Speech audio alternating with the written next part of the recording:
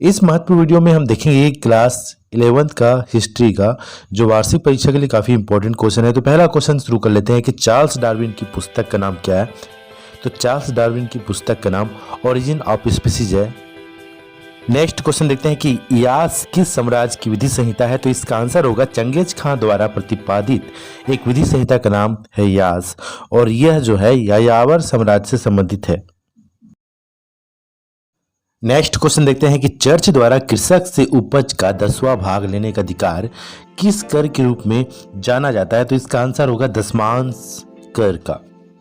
Next question देखते हैं कि औद्योगिक क्रांति की शुरुआत किस देश से हुई। तो इसका आंसर होगा औद्योगिक क्रांति की शुरुआत इंग्लैंड देश से हुई थी।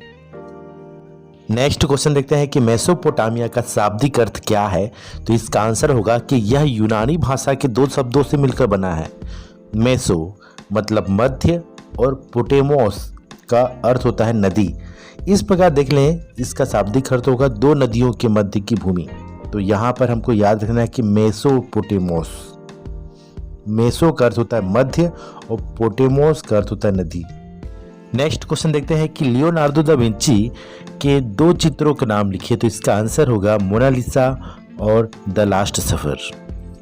नेक्स्ट क्वेश्चन देखते हैं कि छत्तीसगढ़ में शैल चित्र किन किन पहाड़ियों से प्राप्त हुआ है। तो इसका आंसर होगा कबड़ा पहाड़ खरसिया में आता है जो कि रायगढ़ जिले में है, चितवा डोंगरी, राजनांदगांव और रामगढ़ की पहाड़ी। नेक्स्ट क्वेश्चन देखते हैं कि मेसोपोटामिया से प्राप्त वारका शीर्ष क्या है, विस्तार से समझाइए। तो इसका आंसर होगा यह एक स्त्री का सिर था जो 3000 ईसा पूर्व में उरुक नगर में संगमरमर को तराश कर बनाया गया था। इसकी आंखों और भौहों में नीले लाजवर्द तथा सफ़ेद सीपी और काला डामर की जड़ाई की गई थी। सिर के ऊपर खांचा बना हुआ था जो शायद गहना पहनने के लिए बनाया गया था। यह मूर्ति कला का एक विश्व प्रसिद्ध नमूना है।